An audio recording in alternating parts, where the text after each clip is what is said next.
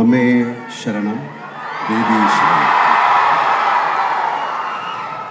ബഹുമാനപ്പെട്ട അധ്യക്ഷൻ, വേദിയിലും സദസ്സിലും ഉള്ള ബഹുമാന്യരെ, പ്രിയപ്പെട്ട സുഹൃത്തുക്കളെ, സഹോദരി സഹോദരന്മാരെ, ഭക്തജനങ്ങളെ, എല്ലാവർക്കും എൻ്റെ വിനീതമായ നമസ്കാരം. വാക്കുകൾ അപ്രസക്തമാകുന്നൊരു വൈകാരിക മധ്യയാണ് ഞാനിന്നീ ദേവി സന്നിധിയിൽ നിൽക്കുന്നത്. അകം നിറയെ അമ്മയാണ് സാക്ഷാൽ ദേവി. പിന്നെ ഈയിടെ മാത്രം എന്നെ വിട്ടുപോയ എൻ്റെ സ്വന്തം അമ്മയുടെ നിറപാർന്ന ഓർമ്മകളും മനസ്സ് നിറഞ്ഞു നിൽക്കുകയാണ്. എൻ്റെ അമ്മ ശ്രീ ആറ്റുകാൽ ദേവിയുടെ കരതീർന്ന ഒരു ഭക്തയായിരുന്നു. ജീവിച്ചിരുന്നെങ്കിൽ ഇന്ന് ഏറ്റവും സന്തോഷിക്കുക അമ്മയായിരിക്കുമെന്ന് എനിക്ക് ഉറപ്പുണ്ട്. എത്രയോ വർഷങ്ങൾ അമ്മ പൊങ്കാല സമർപ്പിച്ചു. ഏറെ ആരാധിക്കുന്ന ആറ്റുകാലമ്മയുടെ തിരുമുറ്റത്ത് ഈ ചടങ്ങിൽ നിൽക്കുന്നത് സുഹൃതമായി തന്നെ അമ്മ കണക്കാക്കുമായിരുന്നു. നമ്മൾ തിരുവനന്തപുരത്തുകാർക്ക് ആറ്റുകാൽ ഒരു വികാരമാണ്. ആറ്റുകാൽ പൊങ്കാല തലസ്ഥാനത്തിൻ്റെ തിരുവോണം. ഏതൊരു തിരുവനന്തപുരത്തുകാരനെ പോലെയും എൻ്റെ കൗമാരവും ആറ്റുകാൽ അമ്പല ദർശനവും പൊങ്കാല അനുഭവമായി നിറഞ്ഞു നിൽക്കുന്നുണ്ട്. എൻ്റെ കുട്ടിക്കാലത്തെ ഓർമ്മകളിൽ അന്ന് ആറ്റുകാൽ ക്ഷേത്രം ഇത്രയും വികസിച്ചിട്ടില്ല. തിരുമുറ്റത്തിൽ ക്ഷേത്രത്തിന് ചുറ്റുവട്ടത്തിൻ്റെ വിസ്തീർണമേ ഉള്ളൂ. തൊട്ടുവശത്തുള്ള ദേവി കല്യാണ മണ്ഡപം പോലും പിന്നീടാണ് വരുന്നത്. ആദ്യം അതായിരുന്നു വാഹനങ്ങൾ നിർത്താനുള്ള ഇടം എന്നാണ് ഞാൻ ഓർക്കുന്നത്. ബാക്കി ചുറ്റുപാടും വയലുകളായിരുന്നു. പൊങ്കാല ദിവസമാകുമ്പോൾ ഈ ചുറ്റുപാട് മുഴുവൻ അടുപ്പുകളും ഭക്തരുമാകും. മുടവൻ മുകളിൽ താമസിച്ചിരുന്ന ഞങ്ങൾ പൂജപ്പുരയിലൂടെയും കരമനയിലൂടെയും ആറ്റുകാലിലേക്ക് പോയിരുന്ന വിളക്ക് കെട്ട് ഘോഷയാത്രകൾ ഞങ്ങൾക്കതൊരു ഉത്സവമായിരുന്നു.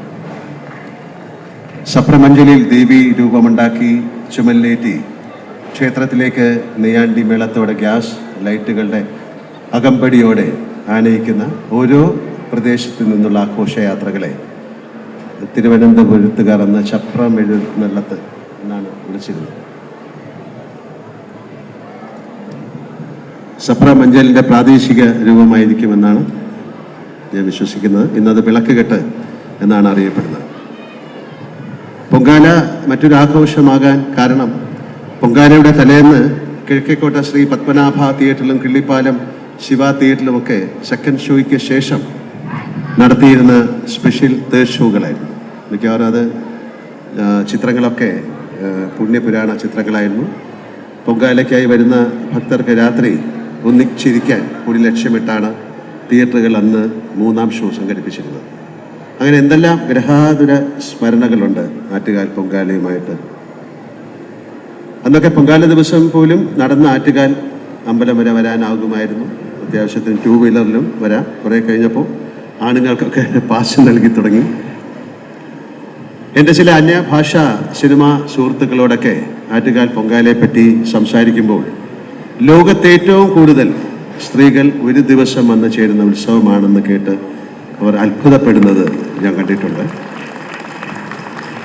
ലോകത്ത് ഏറ്റവും അധികം സ്ത്രീകൾ ഒരൊറ്റ ദിവസം ഒത്തുചേരുന്ന ഇടമെന്നതിൻ്റെ പേരിൽ ഗിന്നസ് ബുക്ക് ഓഫ് റെക്കോർഡ്സിൽ 1ലേറെ തവണ ഇടം നേടിയ കാര്യമൊക്കെ ഞാൻ അവർക്ക് പറഞ്ഞു കൊടുക്കുമായിരുന്നു. ഒപ്പം അഭിമാനത്തോടെ ഞാൻ അവരോട് പറയാറുണ്ട്, നോക്കൂ, ഇതുപോലൊരു ക്ഷേത്ര ഉത്സവവും ലോകത്ത് എൻ്റെ നാട്ടിലേ ഉള്ളൂ.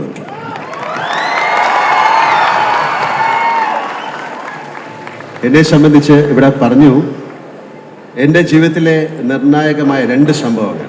1978 സെപ്റ്റംബർ 3 അന്ന് ഞാൻ ആദ്യമായി അഭിനയിച്ച അഭിനയം എന്ന് പറയാവുന്ന ഒരു സിനിമയായിരുന്നില്ല, മുഖം കാണിച്ച തിരനോട്ടം എന്ന സിനിമയുടെ പൂജ ഈ ക്ഷേത്ര സന്നിധിയിൽ വെച്ചായിരുന്നു. അതിനുശേഷം ആദ്യത്തെ ഷോട്ട് എടുത്ത് എൻ്റെ മുടവൻ മുകളിലെ വീടിൻ്റെ നേരെ മുമ്പിലുള്ള റോഡിലാണ്.